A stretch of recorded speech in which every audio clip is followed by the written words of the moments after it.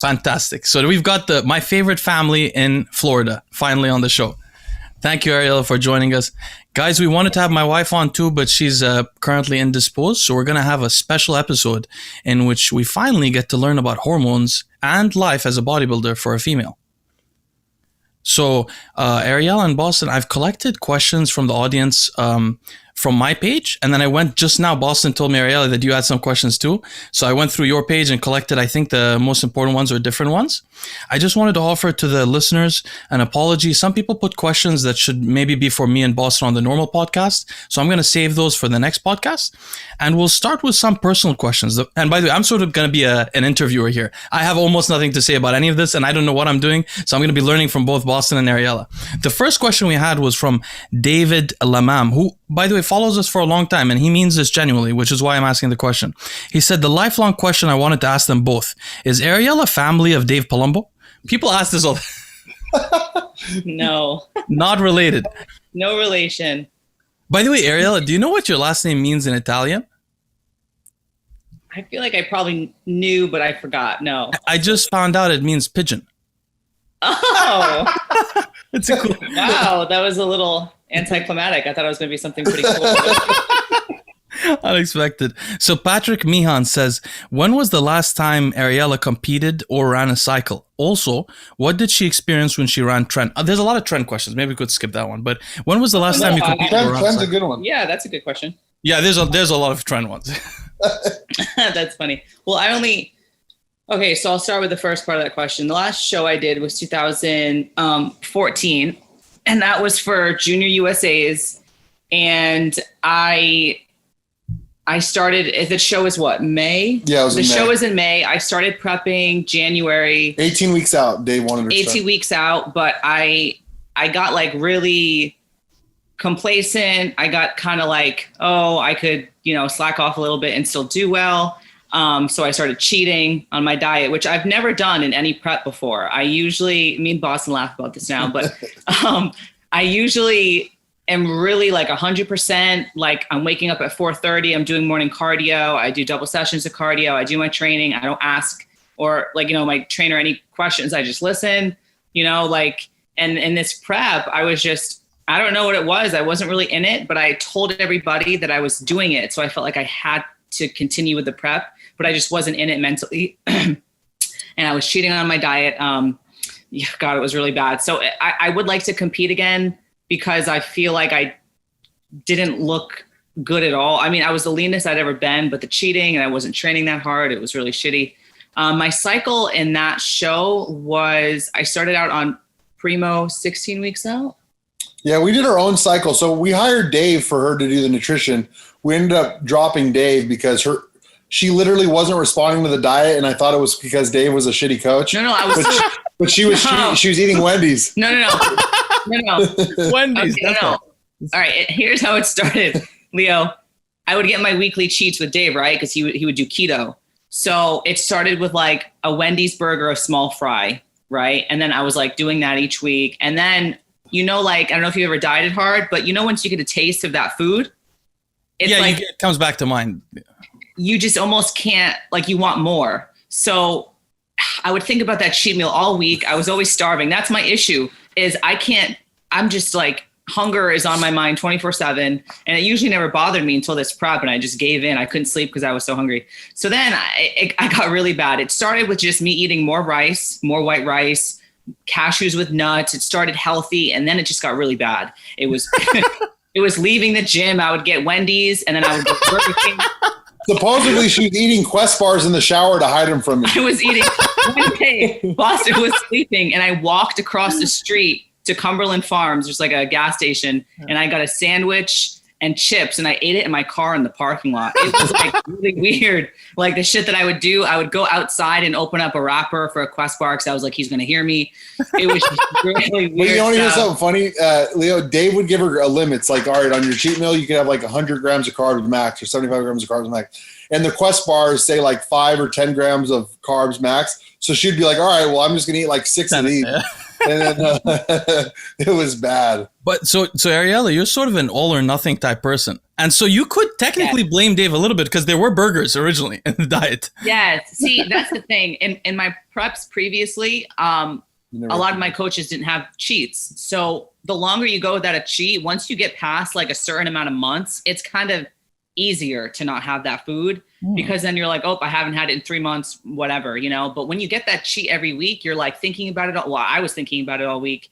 And then once you taste that food, it like, you just want more. You want to eat this, you want to eat that. And it's just, man, it was really bad. So Dave kept raising her Clen, raising her T3, up the Clen, up the T3, raising her cardio, up the cardio. And the only time her weight dropped, Leo, was when she took DNP.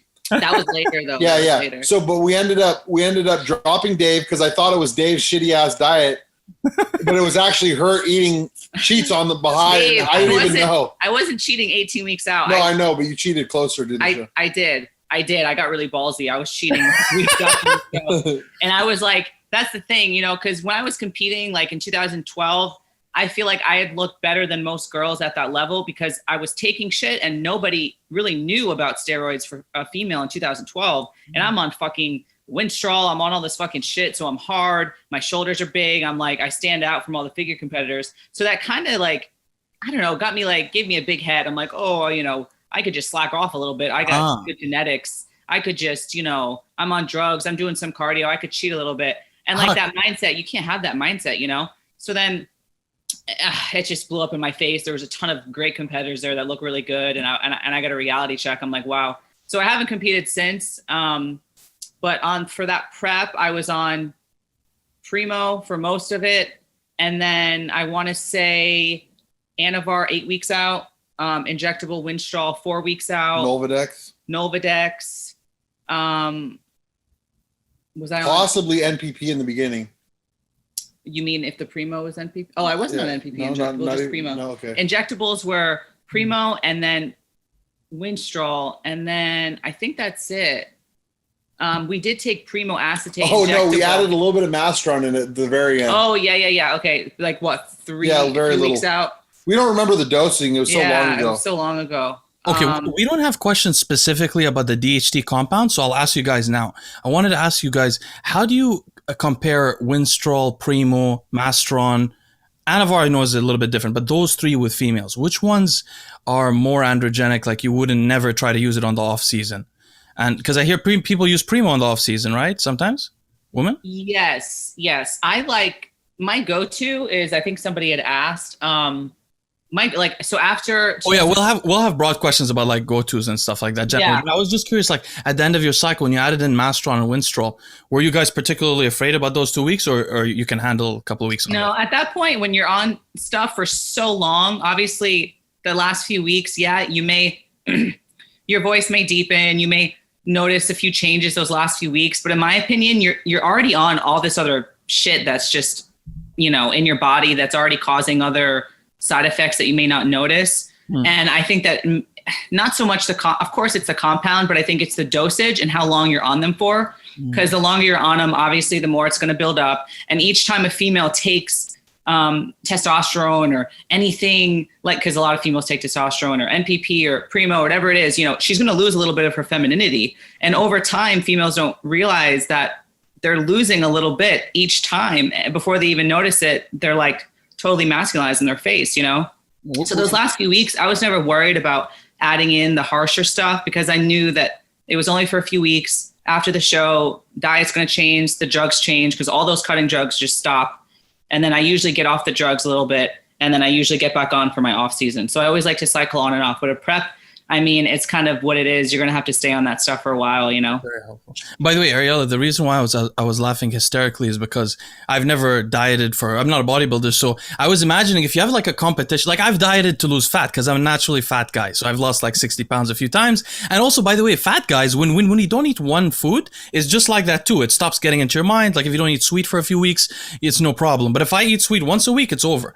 But anyway, what I was thinking was like, as a fat guy, whenever I'm going to lose weight, I'm telling people around me I might be losing weight, but there's no end date. They don't know. So I could be eating a pizza and say, you know, we're not going to notice it. But you guys have an end date. You're going on stage almost naked and you're like, well, I could still get away with this. Yeah. Honestly, I think cool. back and we just laugh about it. But I guess I just was like, oh, the girls the year before looked crappy. I could go on stage looking 6 weeks out and still beat them. And the thing is a lot of like serious competitors were doing that show, but I was just not, you know, the mindset wasn't there. So I can't really get mad at I'm mad at myself for what I did, but it's like, I kind of asked for it, you know, and I won't be prepping until I can really focus 100%, you know. Now, Lee Frazier asked a question to both of you. He said, do you two think if you solely dedicated your lives to bodybuilding instead of starting a family, do you think you realistically could have gone pro in the IFBB? If so, what body weight would Bostin have to get up to realistically to win a pro card? How many pounds more from his last contest? So it's for both of you. I'm sure there's... Yeah, she could easily win pro fast. I could have went pro. It took me a few years, but going pro now, like, could I went pro back in the 80s and 90s? Absolutely not. But to go pro these days, it's not that hard. So I would say like an extra 15 pounds on my last show. I weighed in at 238. I'd probably say I'd have to be 250 in good shape to probably turn pro. Bostin, can I ask you this? So I know you'd never do this, but imagine you were like 19 and it was popular to be in classic physique. How long could it have taken you to be a pro in classic physique? Because you're tall also. You have actually good proportions for that stuff. I know you don't like it, but... I don't think I could have... I don't think his... That class is so like lame. Like I actually... That's probably... That class, I actually respect the men's physique class more than that because I feel like it's killing bodybuilding because everyone thinks they're classic now. Like, Leo, I don't know about you, but I get so many emails that are like kids that are like sending me shots and they're like, oh, I'm in classic. And I'm like, it's not classic. I mean, I think I could have went pro just based on conditioning, you know, possibly depending on the competition. But nowadays with the competition being really good, I can't do the whole vacuum shit. I don't think I'd have been able to turn pro these days, but when it first came out, possibly. No, I think. Oh, you mean the competitive, the classic physique? Yeah, that's true. Hey, one last question before we get into relationship questions, which is the last one for Ariella. You know, I'm asking this because this guy follows our channel all the time. But to be honest, I'm actually curious myself. I've never done this. He says, Ariella, what is the best way to approach a cute girl at the gym? I have no idea. In my mind, the gym is a no-go. It's like really creepy to look at a girl or to try. Ariella, is it always creepy or not? It depends. I've had like a lot of I think the most just like small talk kind of seem like you're not hitting on her. Just be down to earth, be real. Ask her, hey, do you mind if you spot my set, even though you don't need a spot? I did that on a guy once. I was like, hey, can you spot me on pull-ups? And I didn't need help spot. I used to be able to like do pull-ups with a 45 strap. So I didn't need help spot with pull-ups, but I was like, hey, can you spot me? Because I was like, I don't want to be weird. And then that kind of broke the ice. And then, you know, we kind of hung out a little bit from there. That was Josh. That's very good advice. Yeah, I would say, I don't know, don't stare at her and be creepy and ask for a date. You got to kind of work slow at it. I mean, if a guy came up to me and just seemed kind of genuine and I don't know, it was like, hey, just letting you know you look great, or hey, can you spot me? Or just something basic. I don't know. If a guy being creepy, I think is kind of all about the person, not really how you about it. Me and her have a joke that when we broke up in 2016, he has this dream, Leo. It's like a fantasy. It's a fantasy of his. That we broken up. She hates my guts. I'm in really good shape in the gym, getting ready for a show. Contest prep. Shredded. And I'm really shredded, doing shoulders, and I'm pretty strong. And she's really mad at me because we just broke up. And I walk over to her and I'm like, hey, can you spot me on shoulder press? And I'm like, babe, what would you have done? But I think a pickup line that I used to use is, do you compete? Do you compete? I think that's actually a good one. Actually, that's the one. Like when she was getting ready for her shows before, like we started talking. That's how I messaged her. I'm like, oh, what show are you getting ready for? You know. Bostin, have you ever been in the gym, like you're not thinking about it, but suddenly you notice like some chick is doing a set while staring at you through the set of whatever she's doing, like trying to eye fuck you? Not any pretty girls, but yeah. Yeah, not pretty girls. Yeah, it's so weird. I've had gay guys do it.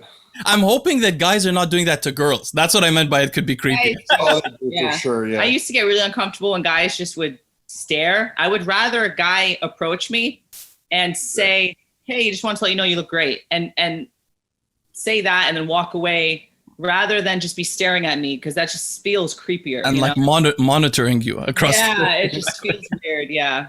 All right. So Troy Pange, I think, or Page says his question is he wants advice on finding a relationship like yours, Bostin and Ariella, and he also asks of the pros and cons of dating bodybuilders. Well, I would say it took time, because the first few years our relationship wasn't that healthy, and I was doing dumb stuff, he was doing dumb stuff, and we kind of just we weren't at the level that we're at now. It definitely takes a while, but you really, like, number one, you have to just respect the person you're with. And that seems simple, but like, you really do. And they have to be your best friend. That's like the main thing. Okay. Because if you're with your best friend, you're obviously never going to want to disrespect them or hurt them or lie to them. I mean, that's just main for me. And that's where we are now. Like, I think that's why we're in such a good spot now. I think transparency too. You want to be open. You want to be open with the person. Like, but we're open with a lot of stuff. But now. Leo, if we were both like back when in our early 20s, like, because we met, I was 21, she was 22. If we were back in that mentality of like both competing, it would have never worked out. It would have never worked out. So is it the fact that bodybuilders are competing that makes the relationships difficult, or is it like the it becomes like a competition, right? Well, it did feel like a competition. In her head. In my head a little bit. And I hated to admit it, because I wanted to be, I was like proud of him still, but it still almost felt like, okay, if he did well at a show, I have to do well. Or and it could have been just maybe the stuff that we were saying. And I don't know, just like the vibe was different back then, I think, for us. And I think a lot of, bodybuilding couples may have that, but it's such a selfish individual sport that it's hard to be in a relationship with somebody who's 100% into competing or 100% into focusing on them, because then it's just so selfish, because then you're worried about your meals. I can't go out because I got to get my meal in, or I got to wake up early for cardio, or I'm going to, like, there's so many things that go along with it. I think it's hard for bodybuilders to find the balance between those things, And Leo, most of these people on Instagram, I'll tell you, because I talked to some of them, most of these people on Instagram that like show their couple or make their couples posts like Man Crush Monday, and they're always bragging about their relationship, and they're both competitors. Usually that's when their relationships are the worst, because we had that when we were posting about each other all the time. Yeah, every day make a post. It was like we were fighting behind the scenes. Usually the couples that look the happiest on Instagram in the fitness scene are probably the most volatile, where they're just constantly fighting. Cheating on one another. Yeah. Like, he knows people that some guy cheated on his girlfriend and then made a post the next day about how he loves her so much. Yeah, just like, crazy shit, man. Just like weird. And you're just like, this is so phony. So then you wonder what's really real. There's like a lot of fake.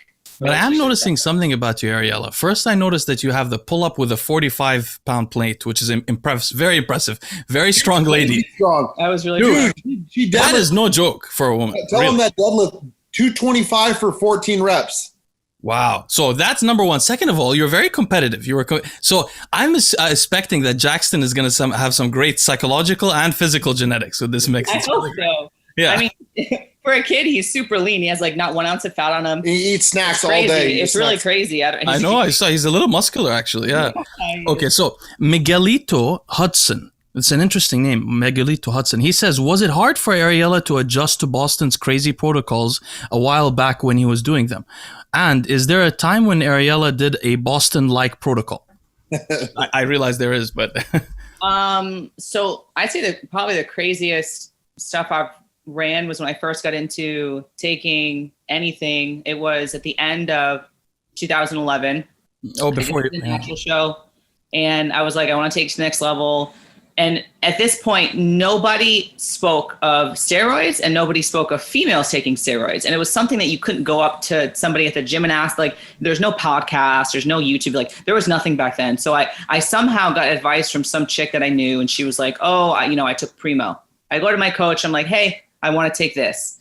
He ends up putting me on that. And then after that, it was testosterone, then a TREN Masteron blend. Dude, this It guy was was insane. What? And then I told him with the question about the anabar too. That was insane. Wait, was this before, like right before the contest? He put you on test and TREN and No, I wasn't even competing. I was. my God, And that'll I turn didn't a know. man into anyone. And so he put me on all this shit, right? And like, man, he had me doing Winnie. This was like, even because I was with him for like over a year coaching me. He had me do injectable Winnie, 25. Was it 25? I don't know, but her delts were all swollen. My dosage was like more than what a guy would take. It was daily. I had to pin my delts, and he had me pin it like the front, the side, and the rear. And I was pinning so much that my arm ended up getting like fat. It was just from like all the inflammation from the Winstrol. Like my body couldn't break it down. It was just really bad. That was probably, I'd say, the worst. Was end of 2011. I was on all this crap. I asked him, "Oh, what about Anavar?" And he's like, "Oh no, that's gonna make you manly." And then I asked him, "Hey, like." Wait, at that point, the guy this really happened? The guy's lying, or He's just an idiot. Like, is that? Like, do you think he was like just full of shit or lying because he wanted to like jerk you up and like blow your clit out, like me and Bostin? Like, that's what I was thinking. Yeah. Like, my sex drive was through the fucking roof back then. Okay, it was just insane. Like, I remember like. I wonder if coaches ever try to do that to get the sex life of the. You know what I mean? 100%. I think guys put their girls on testosterone, or coaches because like they're not thinking, and guys always think that they can put their girl on test, the same thing that they're taking, but just a smaller dose, which is like, just it's insane. No, I wonder if they want them to become like have huge high sex drives and become like 100% they do. You know what I mean? Yeah. Like ruin them completely. Like ruin them. Yeah, and that's Bostin told us that story very briefly on the podcast before, that when he first met you, some coach had really given you some bad androgens. Yeah, that was that guy. Yeah, and then literally Leo, the guy's so dumb when she asked about Anavar, he's like, "No, that'll make you manly." Unbelievable. Yeah, it feels almost like he's lying. You can't be that stupid. But okay, so Signoretti says, how did Ariella and Bostin choose to settle in Florida to raise a family? What do they enjoy about living there? To be honest, I've asked Bostin this before. I really want to understand it myself. No, I mean because we want to move out of California too, but we look at like Texas, Colorado. We've looked at a few places, but Florida's so humid and there's a lot of crazy people. Everyone that doesn't want to move to Florida, like my dad, their main reason is, it's too humid out there. We don't want to move. That's like everyone's excuse to not want to come here. But you're never really outside for that long unless like you do outdoor stuff. But I mean, the humidity doesn't really. Yeah, you'll be outside, walking to your car, walking from your car to the grocery store. I mean, in this weather, you just know that you can't take walks outside. It's mainly just now. It's like, June, July, August is really bad. But then the rest, it's like we have good winters where it's pretty, cool. And then the spring is nice. I mean, maybe we're used to it. I don't mind being warm. So people who don't like being warm, I mean, yeah, you don't want to move. But to answer that question, we never even talked about Florida. Like when I was living in California, she was living in Rhode Island. We were doing long distance. Her dad was getting a little older in age. So I said, well, when we got real serious, I moved out to Rhode Island. Anyways, that didn't work out. I was in Rhode Island for maybe 8 to 10 months, and she had a bunch of ex-boyfriends out there. And they were Rhode Island is so small. My ex is. It was just terrible. It was just terrible. Dodging exes. He's like, we got to get out of here. I'm not. No, she wasn't dodging them. That was the issue. But I meant Bostin was dodging them, trying to get out of there. She wasn't dodging them. That was the issue. So then I caught her doing some shady shit. So I said, fuck this. I'm out. So I literally got a U-Haul, and I was hitting the people up, and it was either going to be Austin, Texas or Florida. And I decided on Florida because it was a shorter drive. I was going to leave without her. Wow. And she was like begging me to come. Okay. Yeah, you were begging me. I never heard this story. I thought it was your mom that lived in Florida. He said, I'm going to Florida, like with or without you. He basically said. And so I was like, all right. I was like, I want to go with you. I asked my mom, I was like, what do you think? Because our relationship was kind of rocky back then. And she was like, you have nothing to lose if you go, if you go, it doesn't work out, you can move back here or whatever. In the very beginning, I didn't want, when I decided to go to Florida, it was without her. Maybe you didn't want it. It was without her. And I was like, give me the ring back because we were engaged and stuff. And I wanted out. But then she somehow, convinced me to let her come or whatever. And then we ended up going to Florida. That's the first time we ever were, first time I ever was in Florida was driving that U-Haul across the border. That's crazy. That's actually, it's a really beautiful story because it ended very well. It's a good story for sure. A lot of ups and downs, but I mean, it's a really good story. Now, the same guy also asked, he said, how does Ariella feel about Bostin's recent health issues? Is she in favor of him doing the nightly dialysis? You know about that nightly? Oh, yeah. Yeah, 100%. Is that the same guy that asked about his cycles before? Because I don't even think I answered that. But when we first got... Oh, yeah. No, he's the same guy who asked about why you moved to Florida. But you're talking about... oh, okay.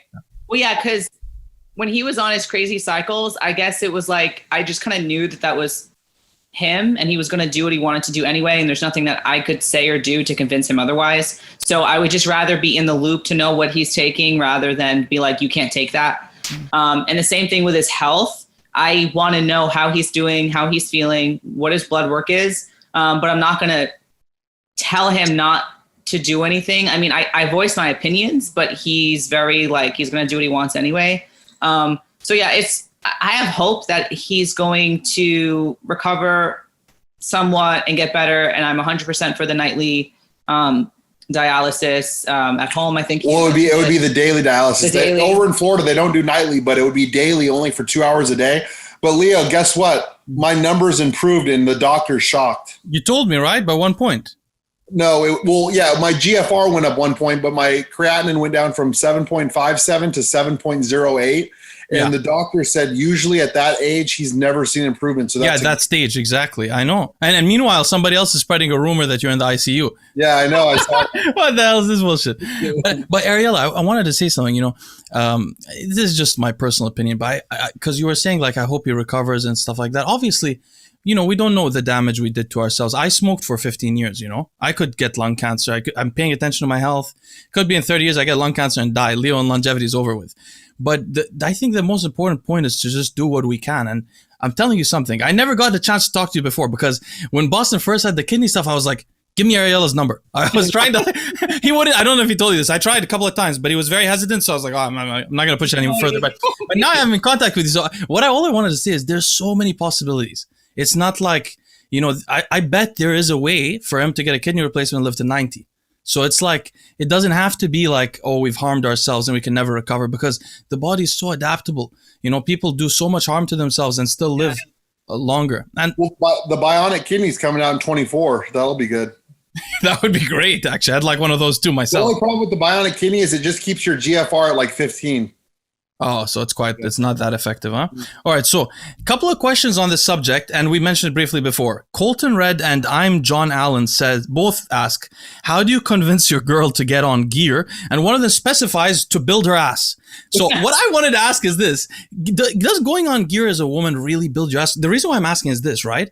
So you have less estrogen, so you tend to store less fat around your ass also, but you build the muscle up. So does it end up making up for it or?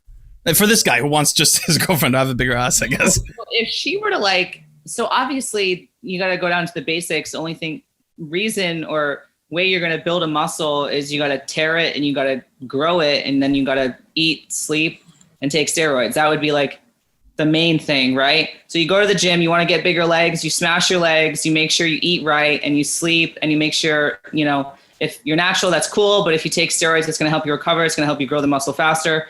So that's just like basics, in my opinion. Taking steroids is not going to, if she's training glutes super hard and super heavy, she's doing basic stuff like nothing grew my legs, like squats and deadlifts and basic powerlifting moves. If she's doing stuff like that, she's going to grow her ass. A lot of stuff plays into that though, like genetics.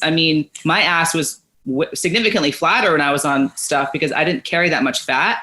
So I guess it depends on the compound on which there's so much stuff that goes into it. But yeah, I don't know. It depends. If she's into working out, I think it'd be an easier transition to see if she wants to take anything. I think everyone's taking stuff now. Even girls that look like they don't even take anything, take like testosterone, DECA. What do you think those CrossFit girls take? Have you seen those like Icelandic CrossFit girls with abs and they're beautiful, full hair? What's the deal? Do you think they're just on like they have a few years before it starts to show, or because they all seem like they're not viralized, they're not masculinized at all? No, I think they're just taking stuff, but like a lot of the Brazilian girls too, they have this certain look to them and they're really pretty and they have these small waists. They have like a smaller upper body and like thick lower body, thick legs, thick ass.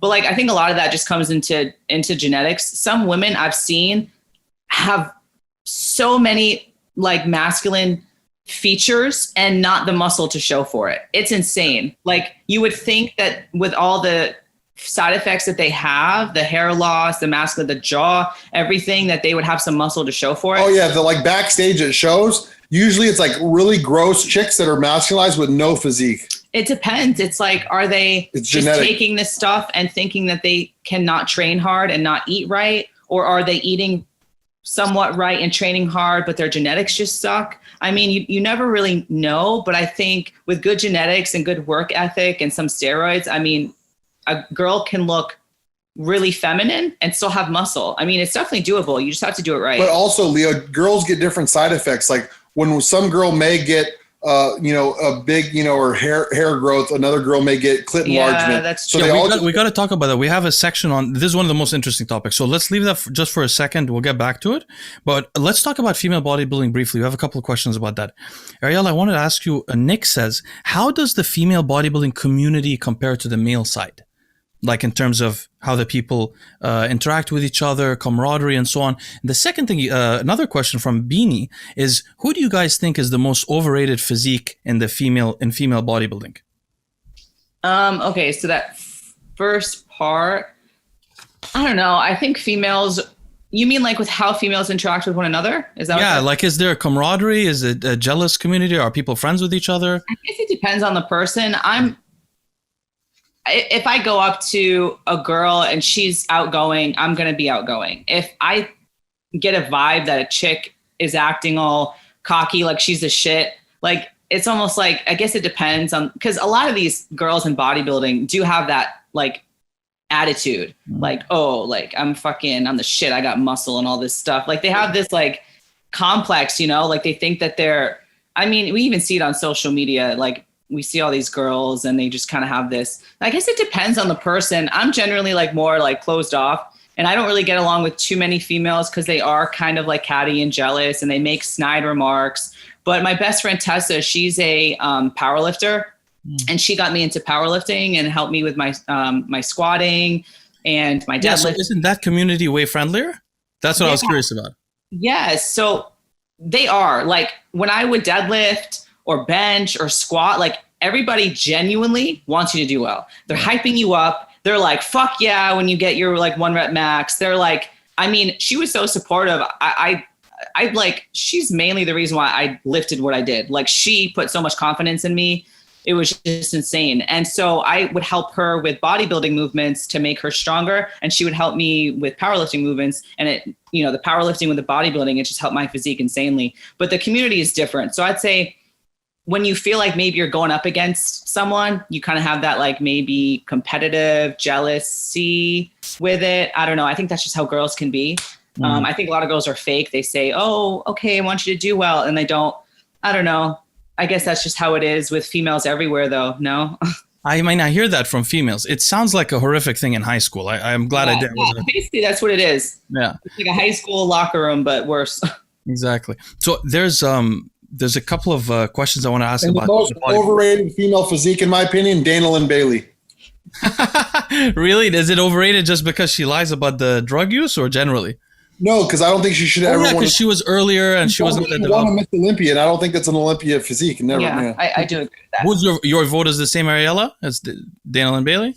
I'm like not into bodybuilding as much. Like, I don't really know who people are, but I would say her physique. I mean, she has good shoulders and with structure. Yeah, I just say structure. Like, if you were to see her at the gym, you'd be like, wow, she looks really good, but lower body shit, no glute development. It looks like hamstrings, quads. She has like weird shaped quads. I don't know. You wouldn't look at that girl and be like, she's genetically gifted. There's so many people in the Olympia that you're like Shanique Grant. Okay, she's genetically gifted. She looks amazing. So I think that when you look at physiques like that, like elite physiques, and then you look at, maybe Dana Lynn Bailey that has maybe more followers that doesn't look that great, you're kind of like, okay, maybe it's overrated. Yeah, the reason why I say overrated is because she won, the Olympia. Yeah. And it's just, that's not an Olympia physique for sure. Yeah. She's also incredibly annoying. Whenever I see an interview, bro, I don't know why. It's just, I think the arrogance. But hey, a couple of things about questions from Ariella's Instagram. I just checked quickly. There was a comment you wanted to answer, which was somebody was asking about what cycles do the pro female athletes really use? And you said, I want to shed some light on this because... Yes. Well, even Bostin knows because he knows a lot of random pro bodybuilder cycles or even the girl cycles because he knows of... He's spoken to the coaches or he's spoken to people. Yeah, I've heard the craziest shit. So he tells me like, oh, he has this chick on TREN and this and that. And I'm like, what the fuck? Because when I was in off season, I never ran more than like 100 mgs of NPP a week. And then these girls are running like 200 mgs NPP and then they're running testosterone and they're running DECA, then they're running all this stuff. And I'm like, oh my God, like it's insane. So don't you know Michaela's cycle? I don't know what she's running, but she's obviously running a lot because I guess somebody mentioned that. But a lot of these clinics over here in Florida, Leo, they have these girls doing testosterone propionate. There's one clinic in general over testosterone propionate sub-Q. What are these? That's insane, man. I can't believe that they take that much drugs. It's a lot. Like, okay, the way I look at it is I get well, not as much now, but back then I used to get so many girls asking me questions and I would be like, what are you taking? Because they would mention side effects or all this stuff. And I'm like, okay, what are you taking? And I check out their profile and they're either just no muscle, very skinny, like looks like a bikini competitor, like never competed, or just super bloated. And they're on a lot of shit, more shit than, I used to take in my off season. And I am just like mind blown. Usually the worse they look, the more they were on. It's like insane. I don't even know how. Boston's noticing an association between amount of gear, androgenic voices, and how bad they look. But Boston, when I went to the Arnold, I remember waiting in the, that expo. And I was seeing some like chicks that were coming off stage. I guess the females, they have a different stage than the males. It's in the actual expo or something. It's Olympia, yeah. Yeah, so I was seeing, not the Olympia, the Arnold. Okay, yeah. I was seeing some of them come down off the stage and I could hear them talking. And I noticed that a couple of them had this insane Dave Palumbo type, like Scott Mendelson type voice. But whenever I noticed them like that, it's true. They were the least body fat and they weren't that muscular. And they had like a thing from their jaw that came down. There was like an extra vocal cord, like you could actually see it. I don't know if you ever seen girls on TREN. They develop this like little pouch here. Sometimes guys do it too. If you're very lean, you'll see they have like a little thing here. Anyway, it's a weird comment. The other question we wanted to get to Ariella was people were asking. We hear a lot about breast surgery, whatever, for female competitors. Do female competitors also do other kinds of plastic surgery or like the fat dispersal stuff? Oh God! I don't think anyone's ever talked about that. Yeah, we know of a lot of people. So I got my boobs done back in 2011, but I went under the muscle. And I mean, I'm higher body fat now. I'm like 116, but you can see like the outline when I'm lean, but you would never know that I had fake boobs. I mean, they feel real. They look real. A lot of women in bodybuilding get over the muscle because it's a shorter recovery. And I think that they think it's going to mess with like the chest development. Oh. I was still able to develop my chest insanely, even with the implants. It did take me like a very long time to even do a push-up, to do a pull-up. I mean, it took me longer, but I think in the long run, it just looks more natural. I mean, you're not going to do bodybuilding your whole life. And I think that look that makes it look like their implants are like hanging off of their body. I think that looks disgusting. Yeah, Ariella, you just blew my mind. I've always been wondering why the bodybuilding chicks' implants looked so clear. I didn't know it was above the muscle. It's because they get it over the muscle. And so it's just, but with my implants, he had to go under I was in so much pain. Like some girls are just like, oh yeah, I could go to work the next day. Like I was literally in bed. I couldn't move. I couldn't get up. I had to have my dad walk me to the bathroom. I was in so much pain. But I think they looked more natural in the long run. Yeah. Even when she was super lean, she never had that. It never like hung off my body. Yeah. Like you could see like the roundness in the implant when I was leaner, but it didn't look like overly fake or like it was just kind of hanging off with like just skin. Like it would just, that looks bad. It's just over and under the muscle basically. And then I think the type of implant, there's so many different types nowadays, but yeah, nowadays girls are getting, we know a ton of girls on Instagram that are getting like the fat transplant. So like the Brazilian butt lift. So they get the fat taken from like their back, their stomach, or any area where they, maybe the underarm or whatever, and they put it in their ass. So they'll have like a flat stomach and this fat ass. And when I find out about this, Leo, it's like so unattractive to me. Like, bro, you don't understand. I've been having this issue. Like, so I've been going to the gym recently. I haven't been going to the gym for 2 years consistently. So I started to notice these chicks now have these weird pants that are like very tight on their waist. So these chicks are like slightly fat, right? They have a little bit of like hip fat. Then there's the ass. This thing shrinks the hip fat so tightly that you see this kind of amazing curves. And I'm like, holy shit, this is a white chick. Like I've slept with African chicks. They didn't have asses like this. So I'm like looking at these asses. I'm like, where are they coming from? It doesn't look like it's surgery. It looks so perfect. The nicest droop and like. Anyway, sorry, I've been bewildered by this. It's 100% true. Yeah.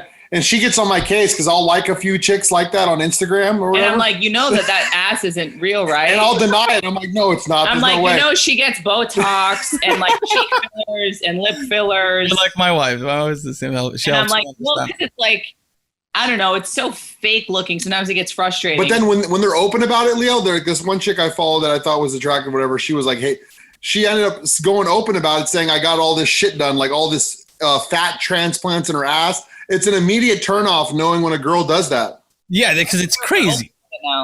It's a crazy thought, moving fat around, like just moving it around your body. Right, like their waist is gone and then it goes right to their ass. It's crazy. You could even put fat in your lips for a chick. No way. They put fat in the lips too? Yeah, I follow a chick who did that. She got liposuction and she didn't put it in her ass. I think she just got it taken from her stomach and then filled in her lips. I don't know if and in her face. She filled her face out because her face was a little sunken in from the steroids. They fill the face with fat too. I just heard that. Yeah. So they do like Botox and all different, I don't know. The only thing I have cosmetically is my breast, and I think I'll leave it at that till maybe I'm old and I go through like a midlife crisis and want to get all this shit done. But for now, I'm currently Leo. I currently bought some shit called Dye Sport. It's like a Botox, and I've been using it. And I've been using it on my mom. On your mom? On her face? You're doing it yourself? I'm doing it myself on my mom. She's liking it. Boston, there's actually an episode of It's Always Sunny in Philadelphia in which that happens. They Botox each other. They lose like half of their face. One guy. It's a really good episode. I'm gonna send it to you later. It's my favorite show. I've been shooting her forehead here.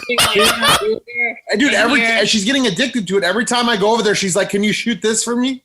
Botox is actually it's pretty tall. I have a lot of friends who do Botox. I've tried it before. It's not Botox in other places, but just like here, it can just stop you from wrinkling. So it doesn't get worse. You don't get those like deep wrinkles over time.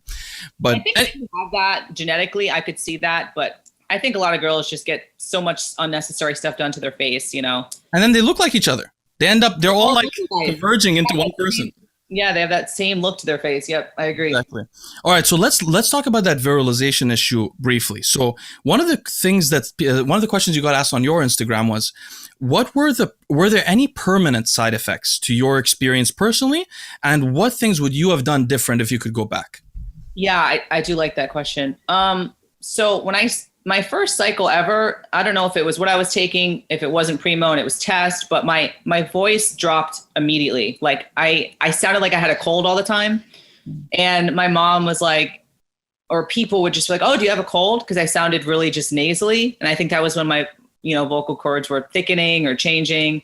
And I noticed clit sensitivity pretty soon after. Oh, so it gets sensitive before it grows?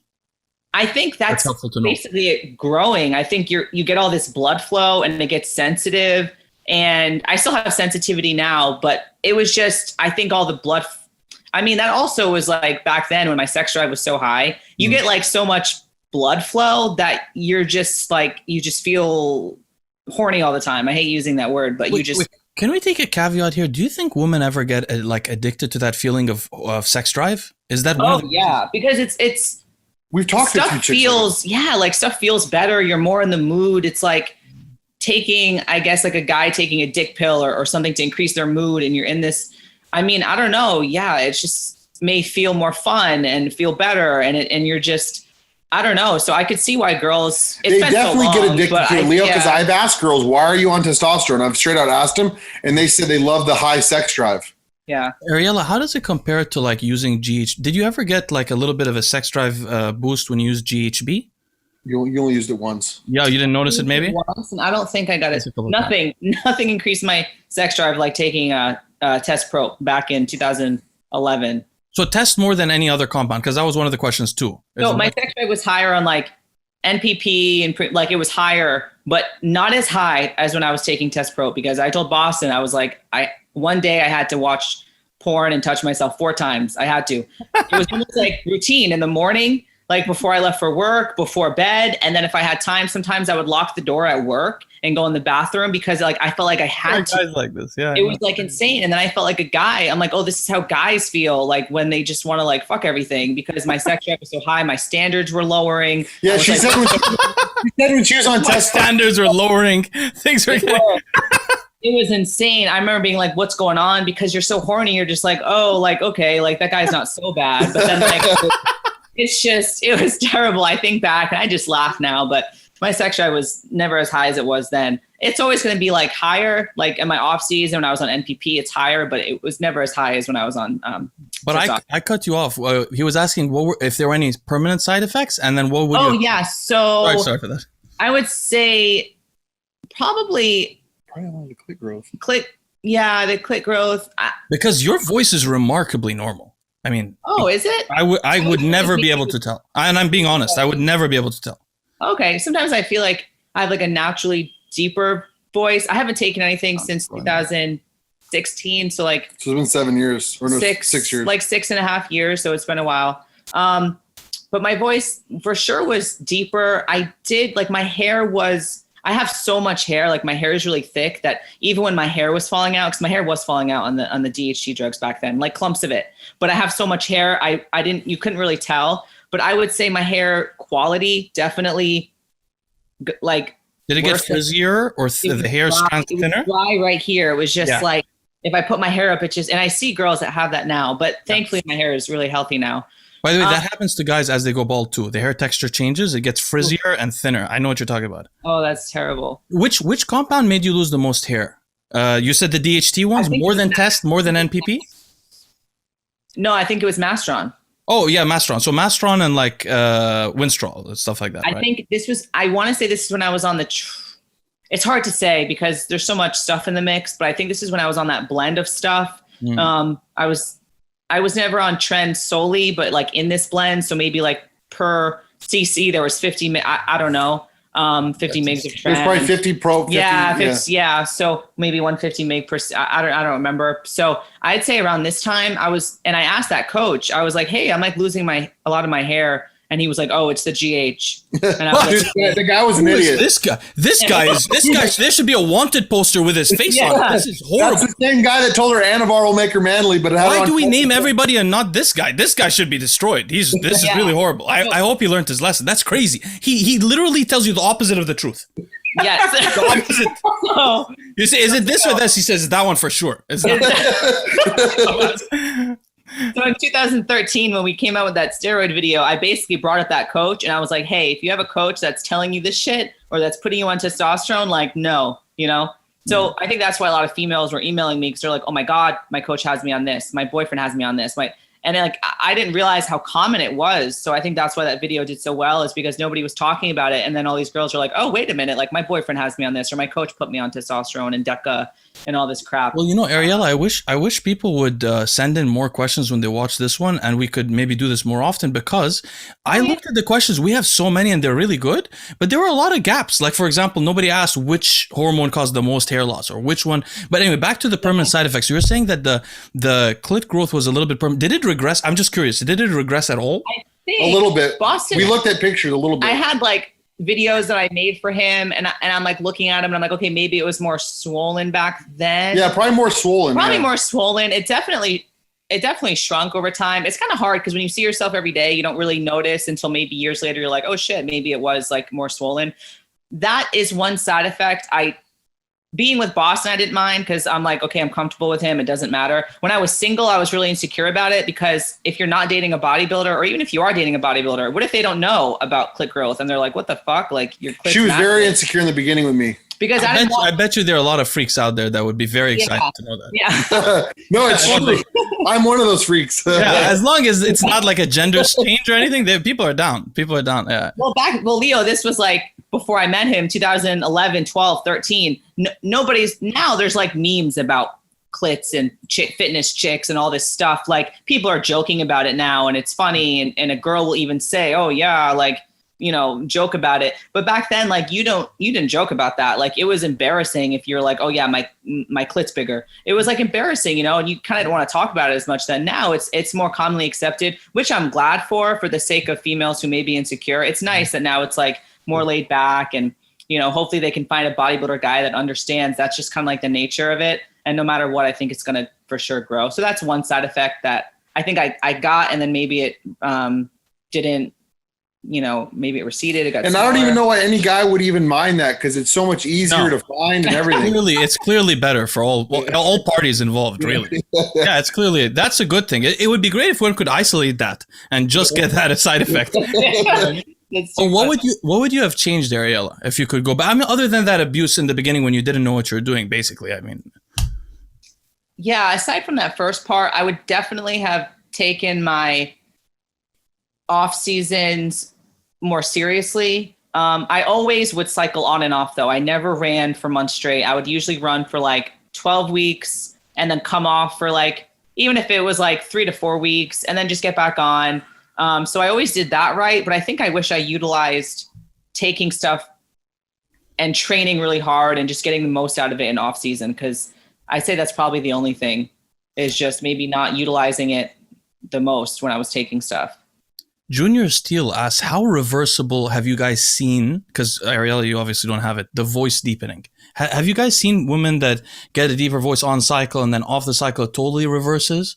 I think if it gets totally fucked up, if it gets totally really fucked up, it'll definitely get better, but never 100%. Yeah, I think once you, like, one of the side effects for me was like getting peach fuzz on my face. Oh, yeah. And that, like, I had never gotten it like before, but then I think once you take something that's going to make a hair grow in a certain place, you can't just take away that. Mm-hmm. It may not grow as fast or as thick, but like I still get that now. So that's something that's like everlasting. And Bostin, he's always like, oh, I don't notice it. But like I notice it. And I'm like, you know, like it's kind of But that's annoying. actually true, because I have worked with females that have worked with coaches that gave them like sons of shit like Anadrol.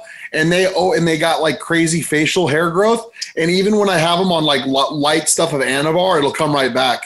Well, you saw that also in that picture of that lady that got stuck in Vegas with a goatee. Remember that female bodybuilder with the goatee? No. She had a long goatee because she became addicted to meth or something, and so she was living on the street, so she couldn't shave. So when they arrested, I talked to you about it before, Bostin. She had like a really long goatee. She had stopped bodybuilding for many years. Yeah, that's a crazy story.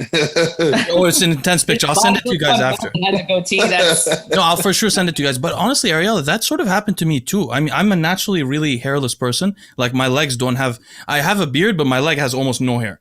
But when I started using hormones for a while, I started to develop like a little bit of like back hair. My chest hair got a bit deeper and never went away. It just stayed. Did that happen to you, Bostin? Yeah. Did you get hairier? In certain areas, it'll grow faster. When I'm on gear, it accelerates for sure.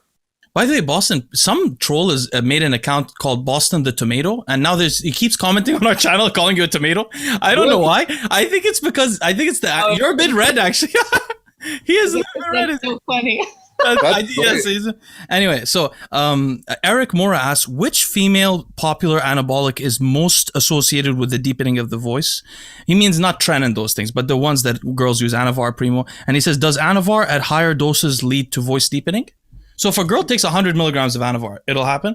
Of course. I never took more than 20. I never recommend any female to take more than 20. Those are usually the dosages. Winnie, I'd say oral like 5 to 10 mgs, and only if they're prepping for something or want to like really cut up, and you know, to not take that for longer than 4 weeks. Anavar, don't take longer than 6 to 8 weeks at 20 mgs, 10 mgs twice a day. For sure, if a girl is going to take a higher dosage of anything, I mean, any of these drugs that may be good can just turn bad really, really fast. I mean, these drugs they're not made. They're all testosterone derivatives. So if you take too much, that's what I was going to say. They're not made for females. They're made for men, basically. I mean, when a guy's in a lab making testosterone, all this crap. That's why I'd sent a video before that when females are taking Primo, I mean, a lot of the time it's testosterone, because when these people are making it and they want to cut corners, they're not thinking, oh, maybe I shouldn't cut it and make Just testosterone underdose because test. the girl's taking it. They don't give a shit. They're thinking, oh, if I put, testosterone probe in this and label it Primo, a guy's going to feel it and he's going to think that it's Primo.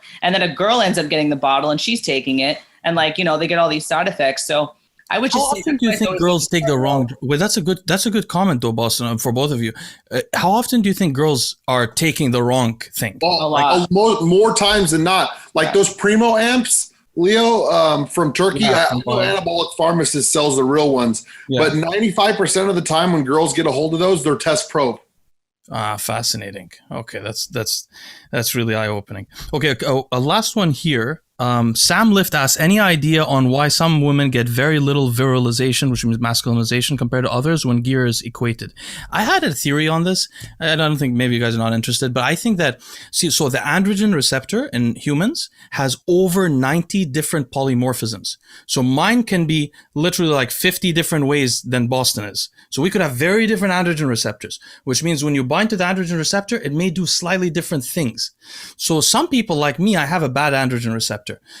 So I don't react very well to low doses of gear. If I was a woman, my androgen receptor could still be bad. Like my sister would have a bad androgen receptor. And so she injected a lot of, for example, say she took Anadrol.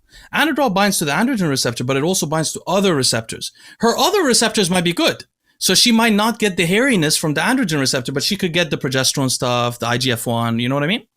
That was my theory on that. Okay, I think that's a good theory because everyone gets different side effects. Well, does not just go back to, just basic genetics. For example, Shanique Grant, right? She could probably off season take absolutely nothing, still look better than 98% of the people in the gym or competitors alone.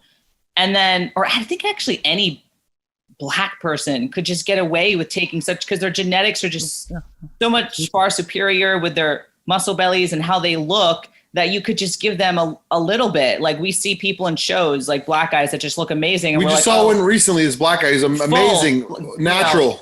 Six pack, like deep abs. I was like, what did you use for fat burn? Are you using any Clen or T3? He's like, well, my coach had me take apple cider vinegar. And I'm like that guy that was doing pull-ups, man. There's just huge lats, drooping lats, just did a few pull-ups a week. Yeah, they're crazy. I think it depends on genetics. If somebody is just going to respond super well, I think that's just genes, ethnicity. I don't know. I think that if they're going to respond well, it doesn't really matter the drug. They're just going to respond well regardless of what they take, Now, Ariella and Bostin, I want to ask you guys about SARMS. So Kev Soto says, can you go more in depth about female cycling regarding SARMS, doses, length, supplements to drive the body back to homeostasis, which by the way is a question we got a lot. And then he says, I remember Bostin mentioning Ostarine gives the same results with his female clients. Is this true milligram per milligram? Thank you. Yeah, so she's never really, SARMs were a newer thing. So she hasn't really messed around with much SARMs, but we do have some for when she's done breastfeeding and when she's done with kids. We do have some SARMs for her. I have some. I'm really excited to take, which is another question somebody asked me if I ever get the itch to get back on. And most definitely, I cannot wait till we have our second and I'm done breastfeeding and I can get my body back. And not even to take it like I did before, but just to take something, because it's hard when you're going to the gym and you're super soft and you're just it feels like you're just doing it the old fashioned way. And you have no help when you're used to taking all that crap and you just get a pump doing literally nothing, like putting dishes away and you get a shoulder pump. It's that feeling, it's different. I miss that feeling of being strong and recovering better. So I just want to make sure I do it right, because I feel like I have a clean slate now, and I want to start with SARMs and make sure that anything I'm taking doesn't affect with me being a mom, because that comes first. But as far as SARMs go, you probably know better than me. Ostarine, RAD, really, really, really low doses of LGD. But I usually rarely I'll have a chick do LGD unless they're competing. But yeah, RAD, Ostarine, if somebody's really trying to be really safe, for sure. Those are actually really good ones. But she actually took, I don't like to consider it a SARM, but she really liked the SR9009 injectable. Yeah, that's a very healthy thing. Yeah. How did you feel on it, Ariella? Did you notice just being awake? Is that all you noticed? No, it's kind of hard. I guess the main thing I noticed was just dropping weight. It was good for fat loss, I think. It was really good for fat loss, because that's basically one of the main things is it helps with your cardiovascular endurance as well. So it's better to pin it before you. Wait, are you guys talking about SR9009 or GW whatever? No, SR9009, the injectable. If SR made you lose weight, it probably indicates that you had a messed up circadian rhythm. SR is actually an agonist of a receptor called reverb, and reverb is the master clock. Well, not the master clock, but it's the master regulator of your circadian rhythms in your body. So when you take SR9009, it does have some effects on metabolism, but they're a little bit downstream. But what it does really is force you to be awake. So all your system properly wakes up. So if you were, as you know, I'm sure you guys know, if you sleep 4 hours one night, the next day your thyroid is way lower functioning. So if you're tired and you're not sleeping well, you're gonna gain weight, you're gonna become insulin resistant, you partition food worse, and so on. It's funny though, Leo. Maybe it wasn't even SR that she was taking. I was giving it to her from a reputable source, but it brought her testosterone from like 35 to 75.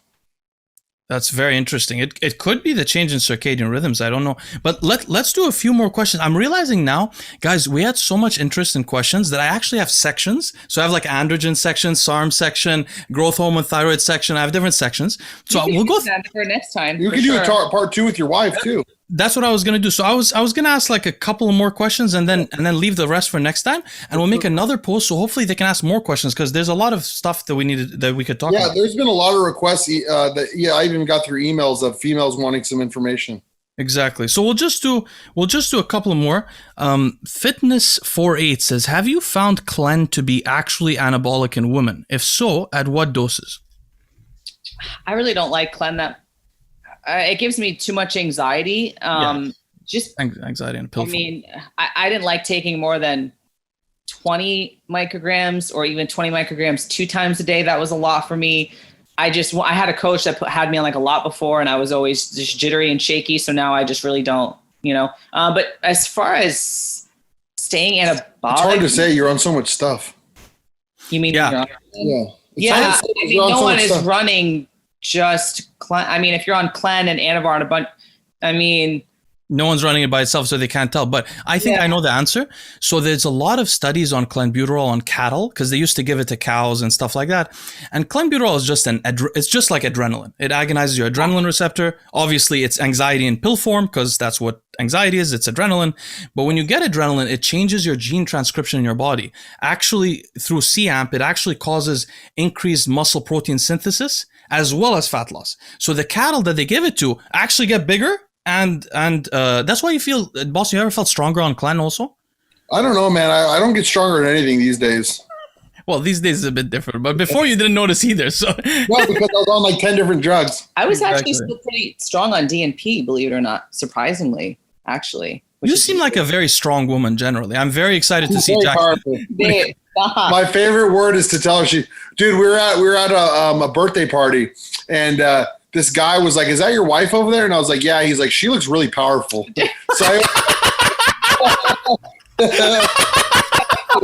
I'll literally lift up anything in the house, and he's like, "Wow, so powerful." Dude, one time, like the dog shit in the house, and she picks him up on the shoulder, and like this is like a good sized dog. Oh my god, I'm gonna go tell Lucy. Bella, remember that's how he started saying you're powerful. You threw Bella outside. Remember that. Yeah, I'll lift anything, and he says I'm powerful. I don't know. That is so funny, man. Now I'm gonna start calling you powerful too, and I'm gonna go tell Lucy that you're powerful, and she should get powerful too. But anyway, guys, it was a great pleasure to meet you, Ariella. We'll leave it here for now, and we'll continue the questions next time. Yeah, for sure. Let's do that. Hopefully, hopefully you guys have a good, pregnancy and everything goes smooth. Yeah, I'll keep you updated. Everything looks smooth now. It's just the idea that who knows what the virus, does without us knowing, But everything looks good now. Anyway, guys, have a great day. I'll see you soon.